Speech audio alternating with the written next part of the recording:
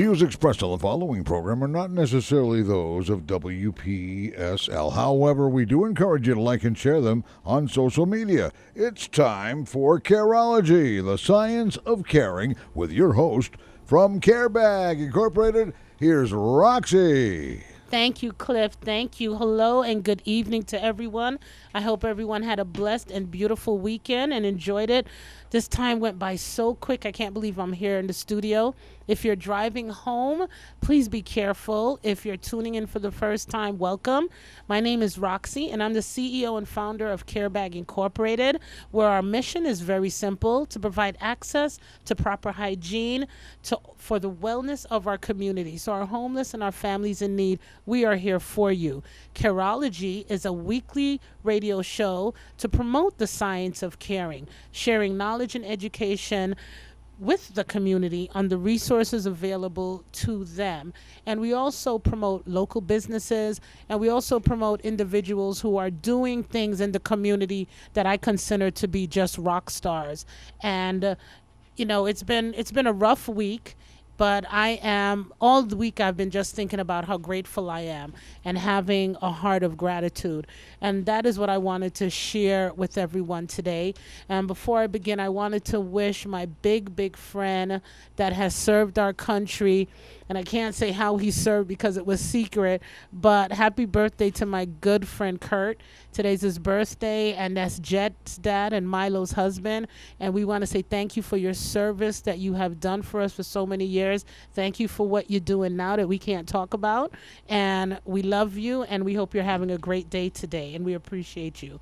And I wanted to remind everyone, this Friday we are picking our winner for the drawing of the 55-inch JVC TV, courtesy of Two Men on a Truck here on the Treasure Coast.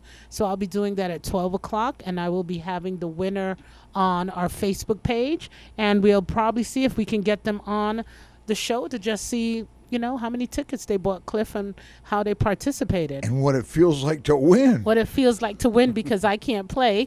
And from Friday, we will have 3 months, 90 days, until we have the drawing for the 2021 UX200, courtesy of Lexus here on the Treasure Coast. If you'd like to go and see that beautiful car, you can go ahead and you can go to Lexus on Midway and US 1. It's the new refurbished building, which I passed coming here today, and it looked absolutely gorgeous. For you to go ahead and find optimal service and great customer service, go ahead and visit Lexus here on the Treasure Coast, and they tell them Roxy sent you, and they will be happy to help you. Even if you don't say Roxy sent you, they're just still going to treat you like a queen and a king, and we appreciate them because they are our sponsors for Careology, and we do love them. Ever since it began, the pandemic, it's been a crash course in uncertainty and safe behaviors, opening schools, vaccination timelines, the job market, new variants. These have all seemed to change on a weekly basis, and they threaten our sense of security, sensibility, stability.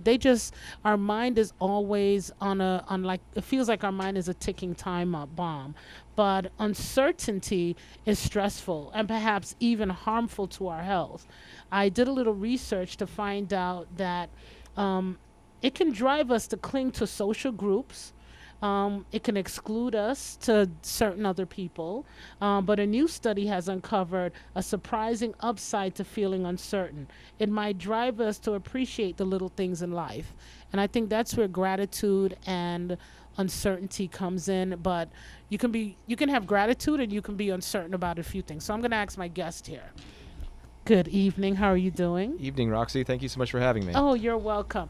What do you think about gratitude? Because we talked about it when you first came in. We do. And gratitude is I'm Travis Walker, and thank you so much, Roxy, for having me. You're welcome. The gratitude is a daily practice for me, and we talked about it before we came on, and it's foundational in the Bible. It's part of of what really gives us, life.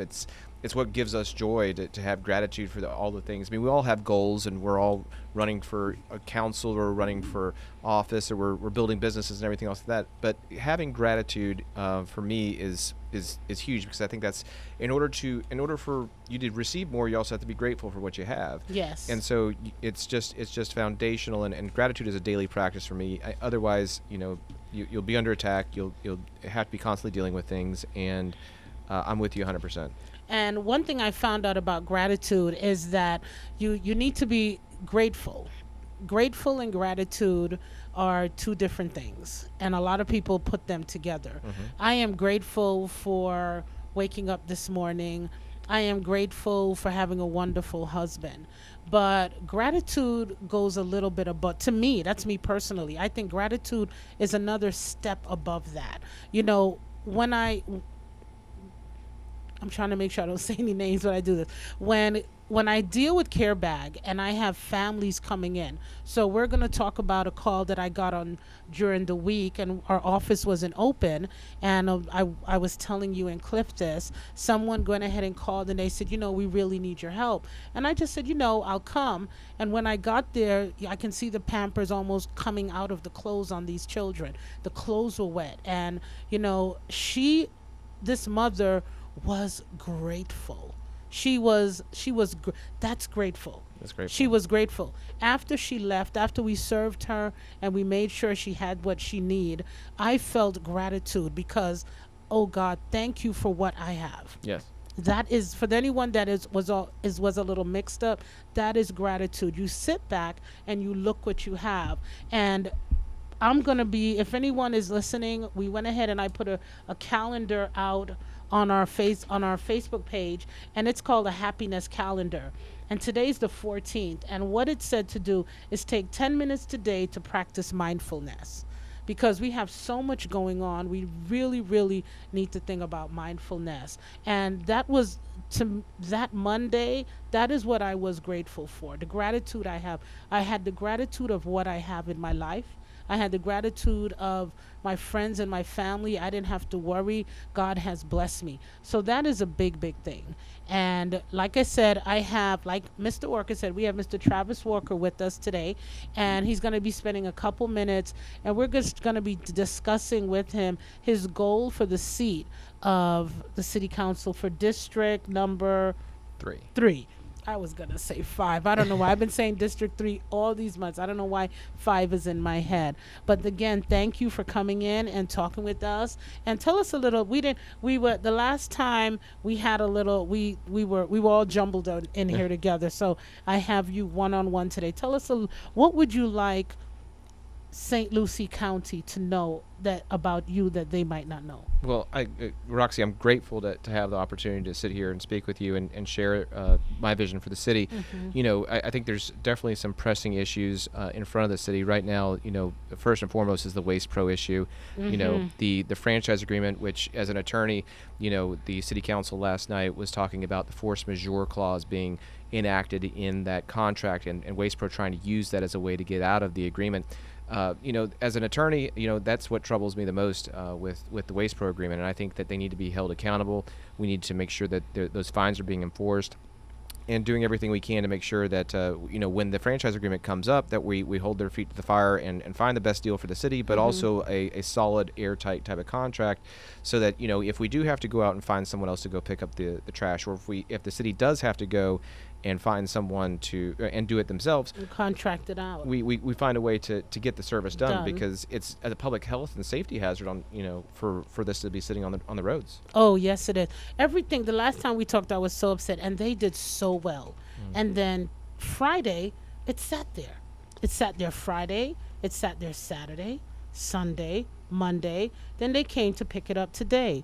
And I always come out and I always offer them, because it's hot. That's a tough job. Sure. I tell anybody, don't ask me to do it, because I'm not going to do it. I can't do it. Yes. I went to school. I'm not going to do it. Right. I'm just going to be. No, I'm some with you. people, I can't do it. I'm with you. But I respect you, because I need you to do it. And I go out and I always give them a bottle of water, But there was a new truck today.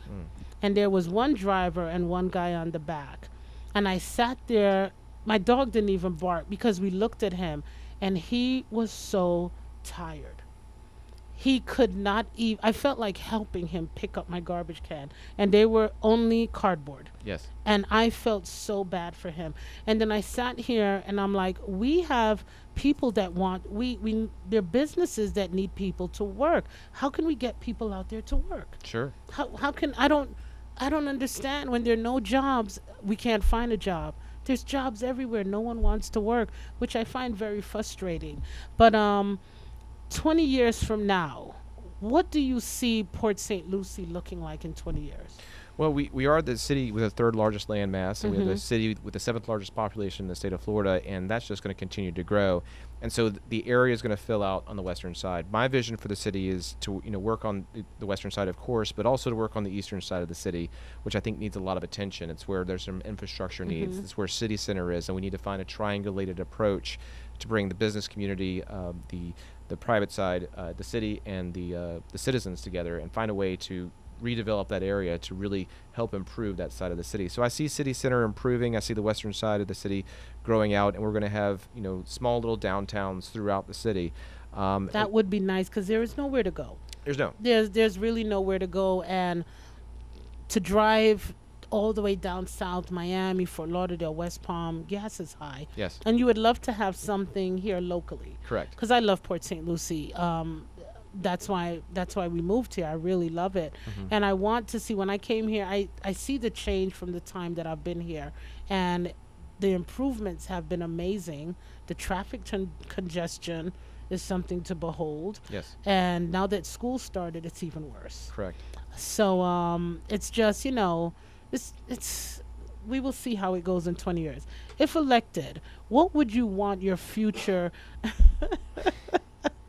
obituary to say about you on how you served in office? Just to let you know, I have someone that writes my questions for me. So but it's a good question. Yeah. It's a someone asked me that before and I had to laugh and think about it. But actually, no fun intended, my dad used to say, if the life you live is how people, well, we have COVID, so no one attends funerals anymore, but how your funeral is attended. How you lived your life is how your funeral is attended. Yes. That's what old people used to say back then. Sure. So, but if someone said to you, what would you want them to say about what you did for Port St. Lucie? I think I'd love for them to say I had a grateful heart, I had a servant's heart. I came to serve, not to be served. And that's just foundational for me. And so, as an attorney and an Eagle Scout, I've taken 2 oaths to serve, and I'm wired to serve. And so if that's recognized, then that's great. And that, I poured my heart into the city. That's what I'm looking, what I'd love to see. Oh, well, I love that. Do you have any thoughts or comments that you want to share with us on what you want to do? Yeah. No, so in addition to obviously being fiscally responsible is important, making sure we're doing more with regards to the dollars we have. Keeping the city safe is hugely important, and doing everything that we can there. Moving people off of septic onto sewer is huge. Making sure that we're doing everything we can to help clean up our river system. There's 12,000 homes or so that are still on septic systems in the city, and we need to find incentives and grants to get them off of the sewer, septic and onto sewer. Okay, Cliff, did we have a question? Yes, it was. Carol took the message from a okay, caller. thank you, Miss Carol. That's the owner of the station here. Something about saving money by combining law enforcement, and the other was there's no in-city public swimming pool. We have the beach. I'm thinking that there is a public pool because on Prima Vista. Yeah, okay. There is a pool on Prima Vista, but I think it's for children. It's in the county. It's in the county, yeah. Right? And so and this is so when I go door to door, I was going door to door in the Torino area, and Torino up until very recently didn't have its own park. They had to go North Midway Road into the county to do a park. So Port St. Lucie, as it grows, continues to have needs. So finding ways to have swimming pools, making sure that we have strong law enforcement. They're opening District 5 in the western side of the city. I think we have a great police department. I think they do a great job. Oh, yes. And they build relationships within the community, and I think that's huge to help prevent crime. So that's definitely working on aquatic facilities would be great. That would be, and just to let everyone, November is my law enforcement month, and we already have Chief Bolduc of the Port St. Lucie Police, and we're reaching out to all the rest, Crime Stoppers, the Fort Pierce Police, the Sheriff Mascara. We're going to have all of them on in November so we can talk about what's happening in every different county here. So I'm excited about that. And I think there was a reference, a question about like the future of the Civic Center. Well, it's not the Civic Center anymore. It's the Mid-Florida That's right, Credit that's right. Union City Center, yes. Thank you, Mid-Florida Credit Union. So it's no longer the city center. Yeah. But that's a lot going on. Do you know what's going on with So that? it's part of the redevelopment area. The city just recently is getting it back from the SEC from receivership, and so now is the opportunity for the city to strike and, like I said, triangulate an approach with the private side, because we need the private investment. We need to get the citizens involved, so that they can help plant a vision. Because where there is no vision, the people perish, and then also include the government so that we can create some type of planning there long term. And definitely, and going back, certainly, I feel the City of Port St. Lucie Police Department is doing a great job, and love to continue to find ways to establish and grow that. Oh, well, you know what? It's funny because I've had an event at the previous Civic Center, and when I wanted to use outside, they said I couldn't use the right or the left, the grass area, because that wasn't part of the Civic Center. Now I'm hearing that is finally going to come together. So I'm happy. Imagine you have a big grassy knoll, but you can only use the center. You can't use the right or the left. To me, that was Frustrating. we have another word for that, but we're on radio.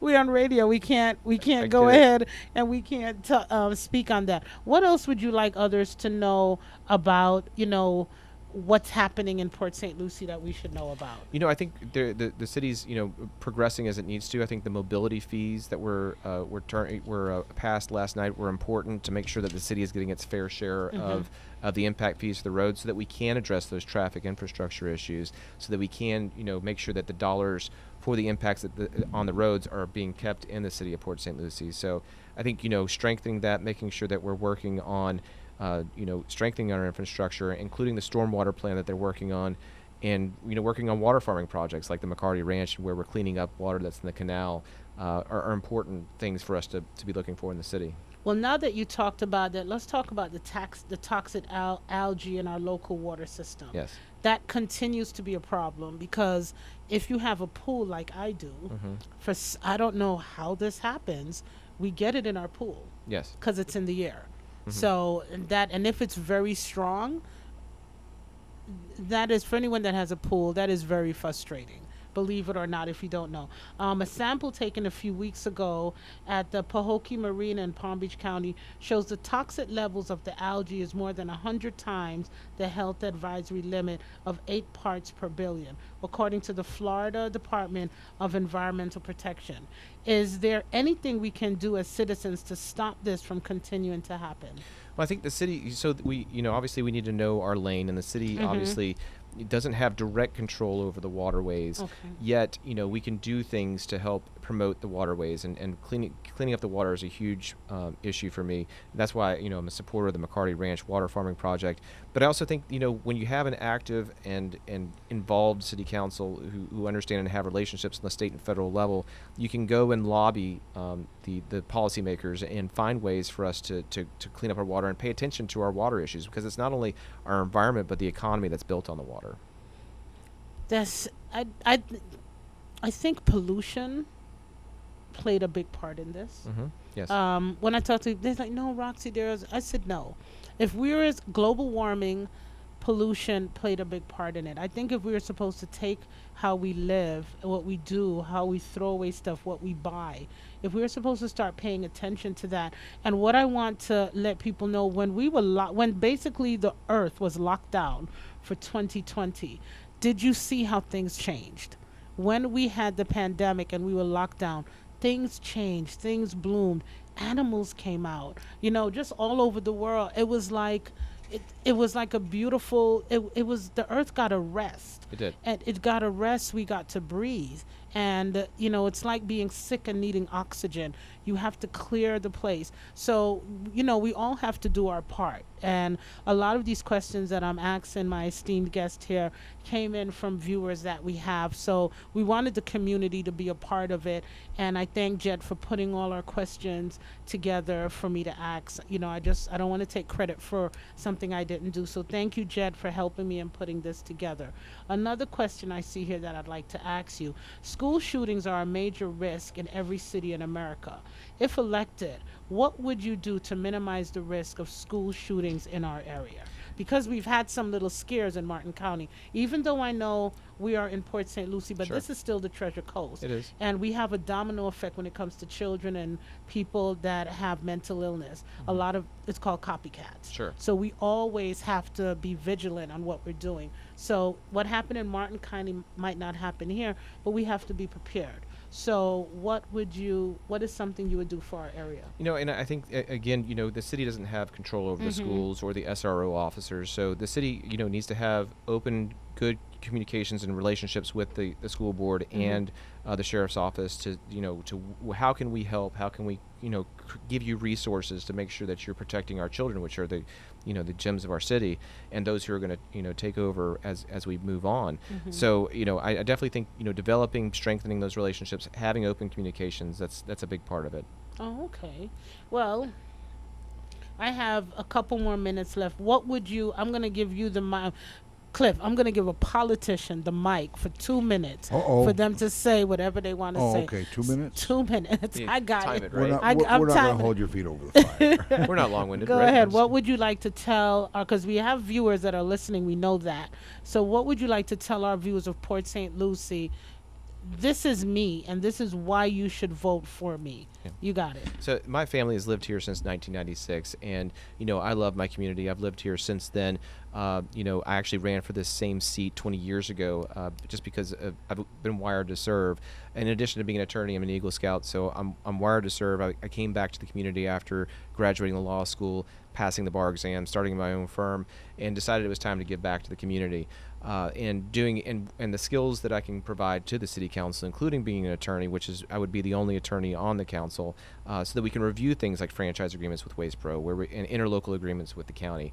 I can provide those skills, and as the local paper, the TC Palm, endorsed my campaign because they felt that I would help that the legal department there in the city to strengthen their ability to analyze legal documents. So my heart is for the city. I serve on several different boards, including Hibiscus Children's Center. I've served on the St. Lucie County Boys and Girls Club, the Education Foundation of St. Lucie County, the United Way of St. Lucie County, a lot of the different nonprofits, and I've served on the city's Port St. Lucie Planning and Zoning Board and Economic Growth Team. So I've seen firsthand the land use and zoning issues that have come before the city, and again, that's why I believe TC Palm actually endorsed my campaign, because they believe I have the experience. I've shown my support through nonprofits for our community, and I have a heart to serve.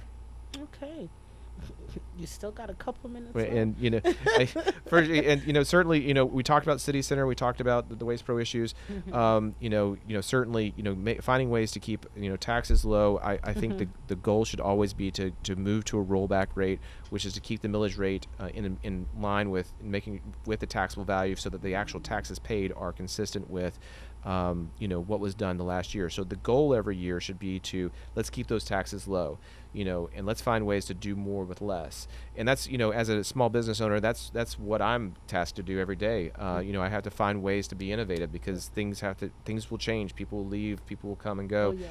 And so you just have to find ways to do more with less. And I think that's integral, even if it's office equipment, finding ways to, let's be a little bit cut more. Cut those corners. Cut those little corners. Do what we need Yes, to you do can. to save pennies, because pennies, and with They a add up. budget of over $500 million a year, it adds up quick. It adds up quick. Well, you know what? You did good on those 2 minutes. Thank you.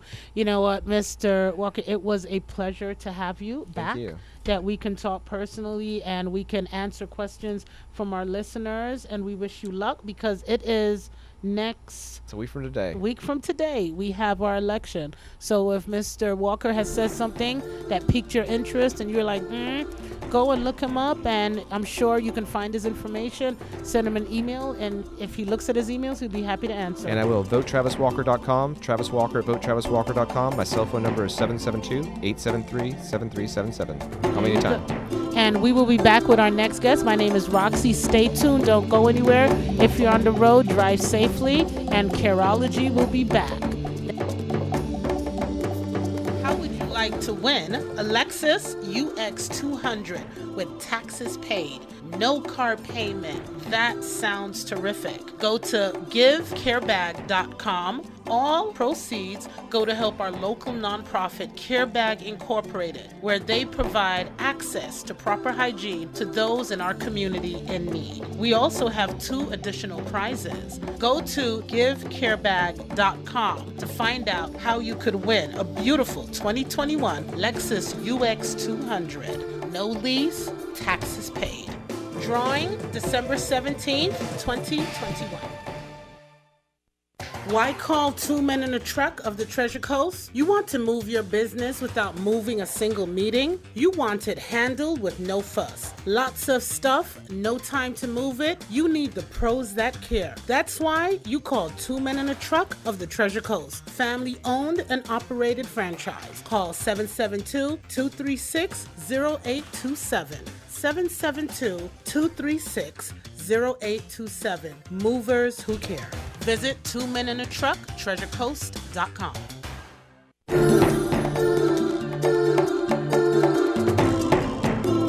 We now return to Careology, brought to you by CareBag Incorporated, your favorite nonprofit. And once again, here's your host, Roxy Brown. Thank you, Cliff. Everyone, I could not do this or sound this great without Cliff.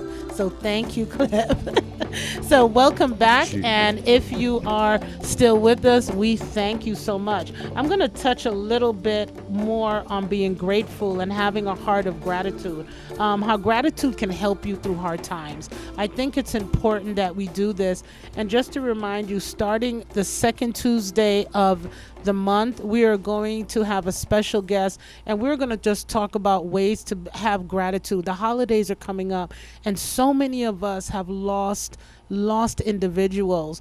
On a personal note, I lost my aunt yesterday, and it's a hard feeling to describe when you lose so many people in a short amount of time. It's overwhelming, and many families are going to struggle very, very hard coming up on we have 2 major holidays coming up, and I'm not including Halloween. So if someone's thinking I'm not including Halloween, I'm sorry, Cliff.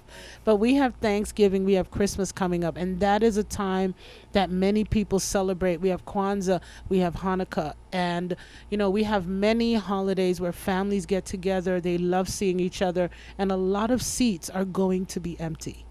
And it's going to be more than one seat. We had a family of a couple died within days of each other. They left 5 children. We now have, and one is a newborn of 3 weeks old. Many seats will be empty. How will they go ahead and deal with that? So we are going to have Pastor Lawrence Haynes, which is my pastor. I am honored that he's going to do it. I picked someone that I know that has a heart of caring.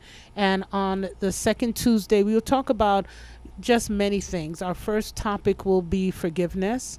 Another topic and if you have a topic you want to talk about that has to do with the heart, call us, let us know, and we will definitely take it under advisement. And because we want to encourage, we want to let you know you're not alone. If you see someone alone, invite them over. Yes, we have a pandemic. Do what you do to be safe. That is more important than anything else. When life is going well, gratitude all allows us to celebrate and magnify the goodness.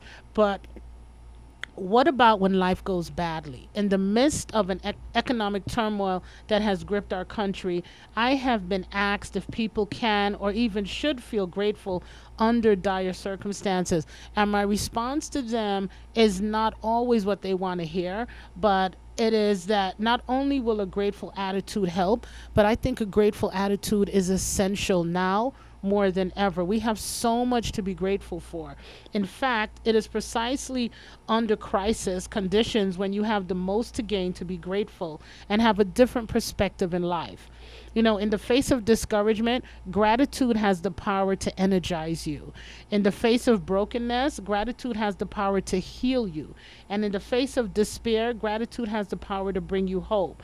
In other words, gratitude can help you cope with the hard times.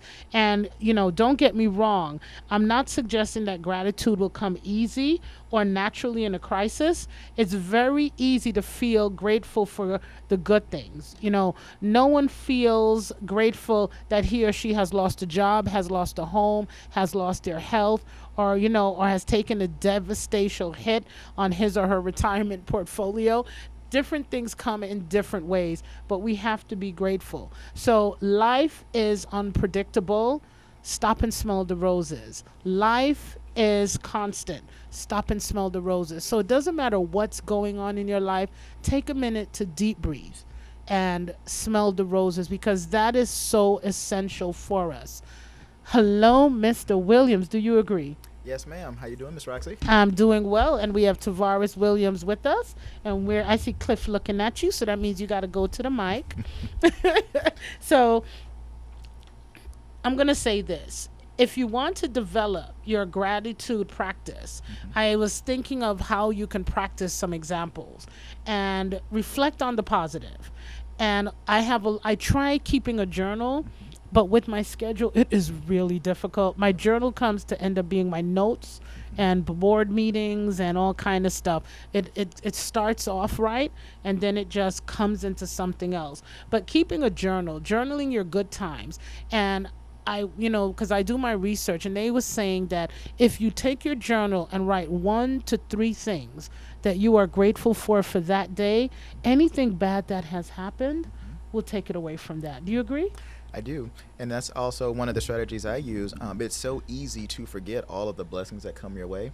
And as a Christian, there's a scripture in James that says every good thing is a good gift from above. And so when I get those blessings, I try to write them down on a flashcard, because like you say, we may not have time to journal, Right. but if we write them down, I feel that we can always go back and say, wow, look at everything that I have to be thankful for. And it keeps things in perspective. Okay, you heard that, right?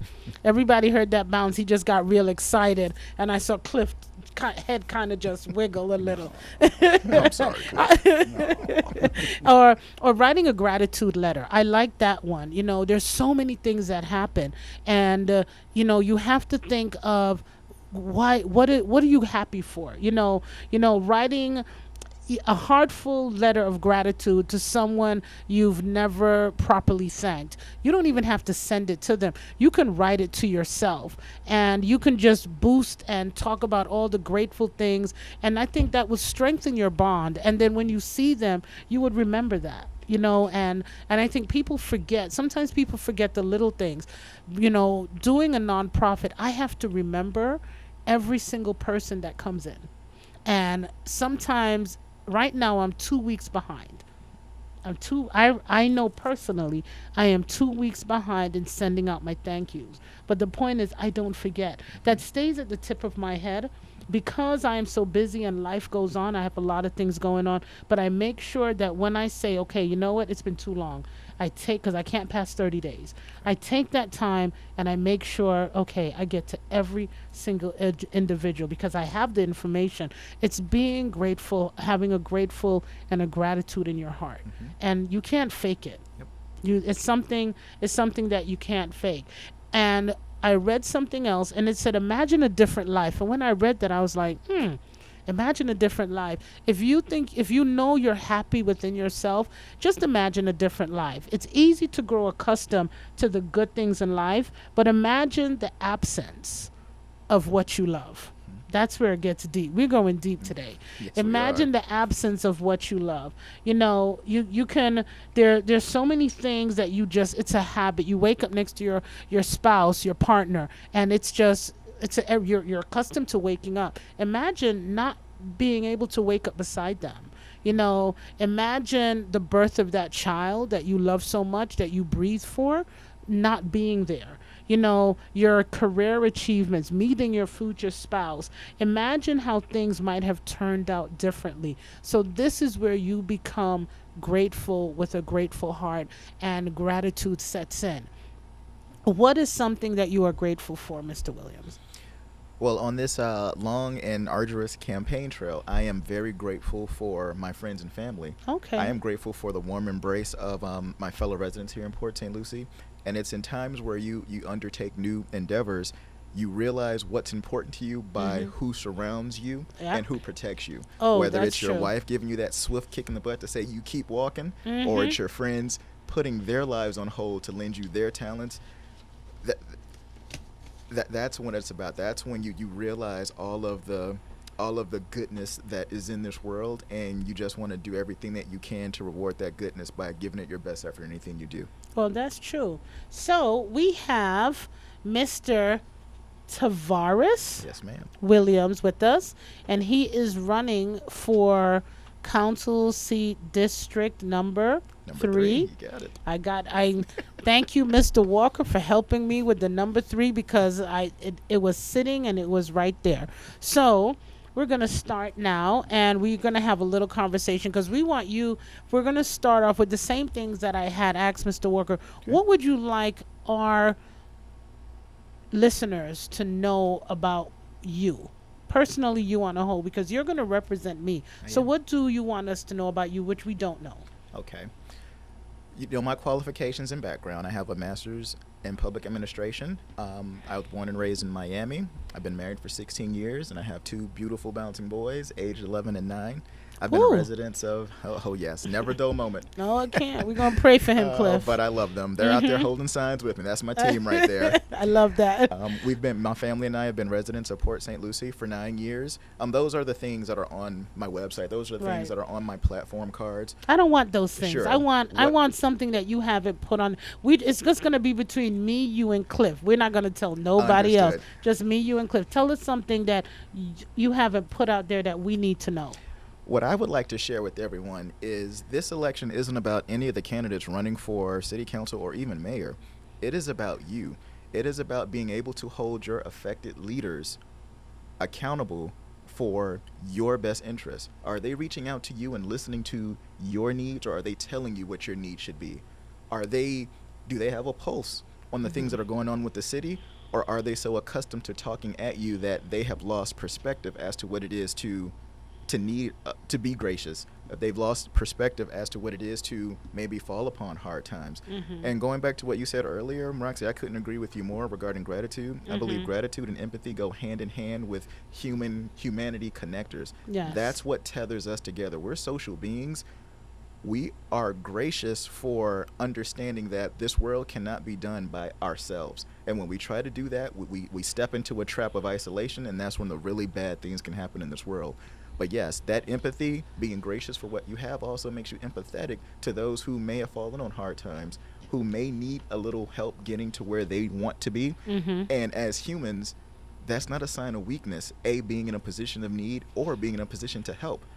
I don't want to be in a world where that is seen as weakness. And again, as your leaders, you want to make sure that they understand exactly that their job solely is to advocate for what they feel is right for you based on the feedback you have given them. Okay. So I'm going to ask you a question here. What do you think Port St. Lucie would look like in 20 years? Or even how about 100 years? How do you see Port St. Lucie in the future? 20 to 100 years for Port St. Lucie. If I close my eyes, I can envision it, but it takes vision to get there. As my eyes are still closed, I see we will be past the 6th largest city in the state of Florida. We will have downtown shopping districts. We will have entertainment districts throughout the city, including Southern Groves. We will have jobs here, well-paying jobs that people can advance through right here in the city, and they wouldn't have to leave the city to find them. We will create a situation where we would always want our children to go off and see the world, but they won't necessarily see Port St. Lucie as a place that can't be a destination for them. That is what I see. And just for those that can't see him, his eyes were actually closed. Me and Cliff were looking at you. Your eyes were actually closed. He was envisioning. You have to You have close to your eyes envision. You can't envision with your eyes open because you'll be distracted by everything you see. That's like sleeping with your eyes open. Yeah. Those that do it, it looks really scary. Yeah. Just to let you know. So I'm gonna. This was again. Thank you, Jet. If elected and you have your position, what would you want your future obituary to say about how you served in office for the citizens and the community of St. Lucie County? You're elected, you voted in it, you won the election. What do you see? What do you want people to say about you? I wouldn't want them to mention the elected service at all. I'd want to have led a life that honored my mother and father. My mother was an elementary school teacher, and my father was a police officer for their lives.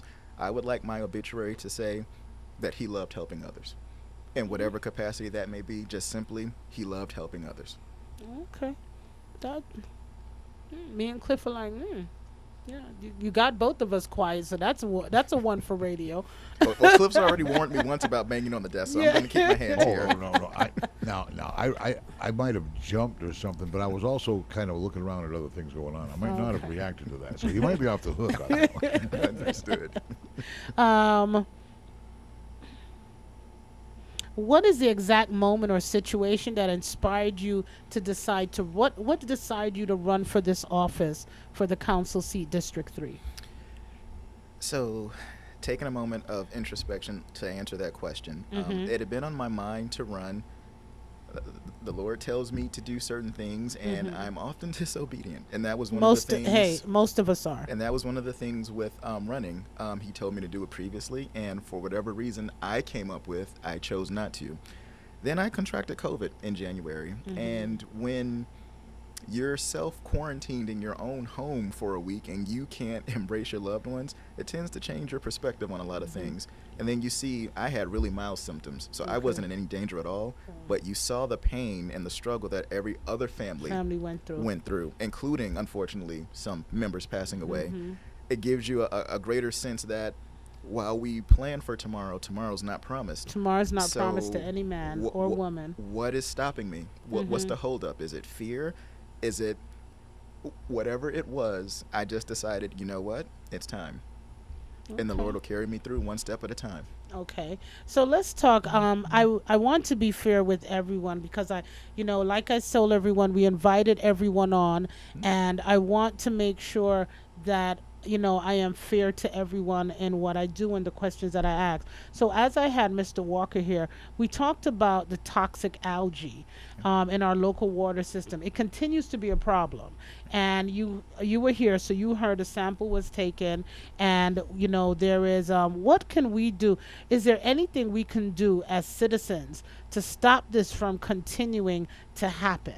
Because this is a grave problem. Like you heard me say, it just doesn't happen in our local water systems, our lagoons. And I know he said, the council is not part of that. But as a citizen, what can we do as members of our community to say, let's do A, let's do Z, let's do X? What can we do? On this run, it has been crystallized for me that we as residents and as citizens, we don't truly understand the power that we carry with our voice, our collective voice. There are like-minded individuals. Anything that you're thinking that doesn't make sense right now, someone else is having that same thought. Oh, yeah. They may just be waiting for you to say it so that they can support you. They used to say that, don't be afraid to raise your hand because there's no dumb question. Somebody's thinking it, but they're afraid to ask it. Exactly. So what do you propose that we can do? Okay, just like I propose everybody to participate in city council meetings, the Southwest Florida Water Management District, our county and city levels, and our state leaders, we have to hold them accountable and tell them how we feel about certain planning. The only thing that changes the needle is when you affect people's pockets and when you affect their positions to hold elected office. When you challenge those things with your voice to say this is what we need because we're being impacted, that is when you get their attention.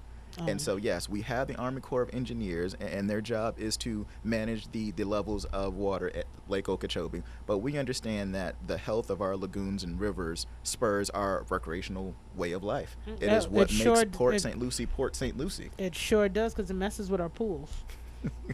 Exactly. And as a fisher who doesn't catch as many as he would care to, it affects us also when we Yeah. try to go to a lake and they're closed because you have to wait for the contaminants to be at a safe level. At a safe level. Wow. So we talked. Unfortunately, Cliff, I am so sad that I missed the council meeting yesterday. I am really, really Did sad. one of your favorite issues come up? It probably did, but I wasn't there. I wasn't listening, so I couldn't hear about Waste Pro. I think you can still watch these You on, can. on the city's Shh, TV don't station. say that. Don't let me know that. It's there. Thank you so much. But I'm gonna hold you responsible to just cue me in on a few things. You'll never miss a meeting again now. Waste Pro. We when we talked to your running mate that we had here, Mr. Walker, and something we talked about was Waste Pro. What are they really trying to accomplish? What do you see really happening? Because we pay them a lot of money. I'm Okay. breaking it down. I'm not going to go into the technical lingo, but we Okay. pay them a lot of money Okay. to do a job that is not being done efficiently. So if I can, I'm going to speak in facts. Okay. Speaking, that's the only thing we want on here. Is Alrighty. So, as a contract manager professionally, you pay people to perform a certain task. Correct. And then you grade them on their ability to meet those expectations. Okay. Okay. The same with Waste Pro as a vendor. Mm-hmm. They have not been honoring their obligation.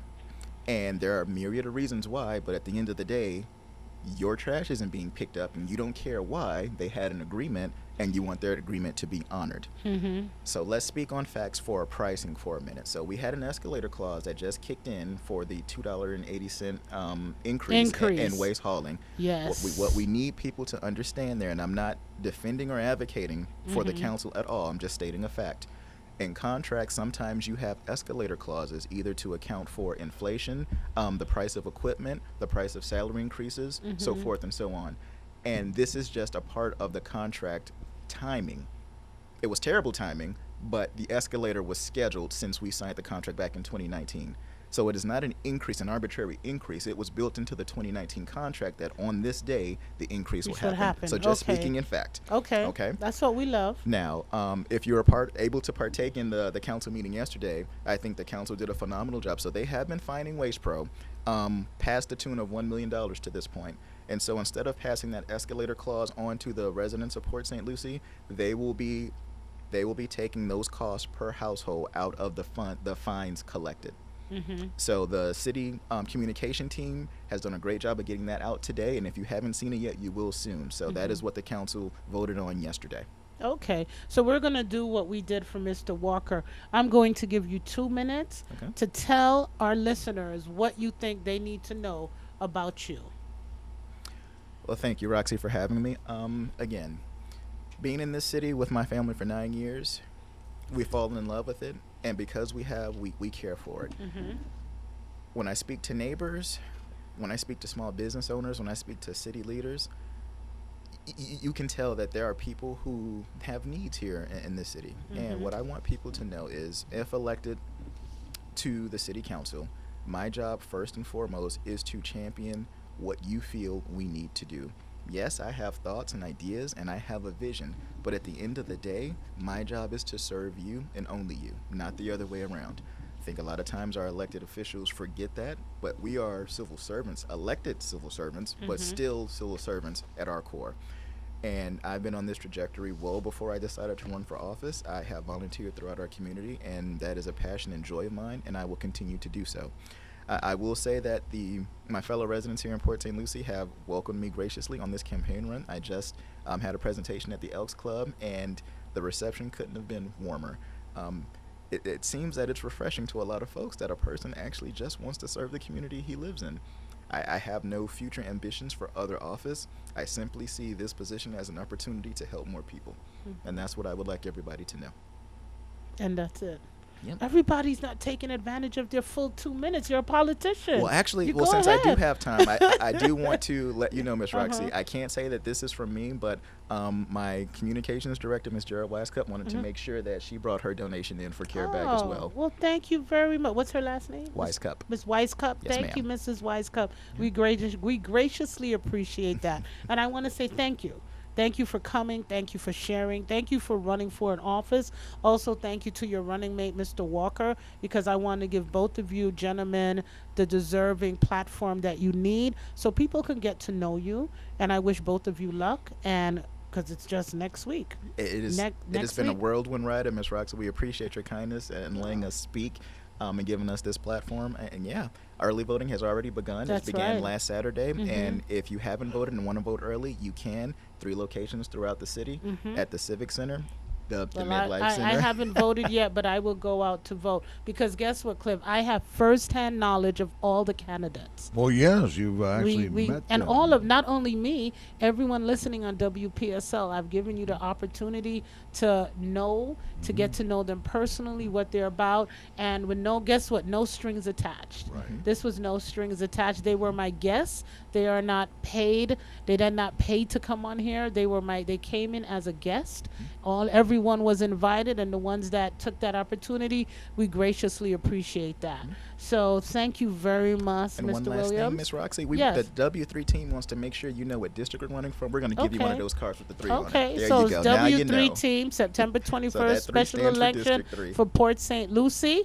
And if you'd like to go ahead, it's Travis Williams for citycouncil.com. Tavaris. Oh, my goodness. Y'all are going to kill me. You know what? It is okay. When you get your ballot, go all the way down to the bottom and you'll find me. And There you'll you find go. them. Well, like I said, it was great. And I want to thank everyone that has tuned in with us. And we just want to say thank you for coming in. But I just want to just give you a little hope. You know, when your mental health starts to deteriorate and you think that you're losing hope, the benefit of a gratitude is that it can help you bring you back hope. You know, maybe you may feel like you're not safe, but you realize you've gone, you know, it's not your arms. Sometimes, I don't know if you feel it. Sometimes you don't feel good. Your arms, your leg, everything starts to hurt when you lose hope. So instead of just letting it defeat you, maybe you can do something. Maybe you can start a gratitude list. Maybe you can start a gratitude journal, because you have to know every last one of us are struggling with something. Roxy struggles with something. Do you struggle with something? Absolutely. We all have our struggles. Tavaris struggles with something. ma'am. Mr. Walker, Cliff, all of us struggle with something. So just know you're not alone. You know, there is a moment you can face your darkest hour. You can be, losing someone. But just remember, it's gratitude. And we want you to feel gratitude. We want you to be grateful. You don't have a journal, grab a little notebook, grab a piece of paper, stick it in your sock or your underwear drawer. Every day, write something your gratitude. You wake up in the morning, thank you for waking me up. Thank you for giving me something to eat. Thank you that I can have a shower. Be grateful for the little things you have. My name is Roxy.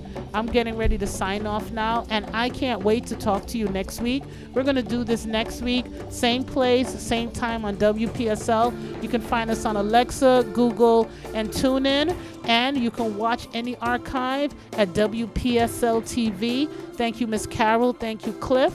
And thank you, everyone. Have a good night.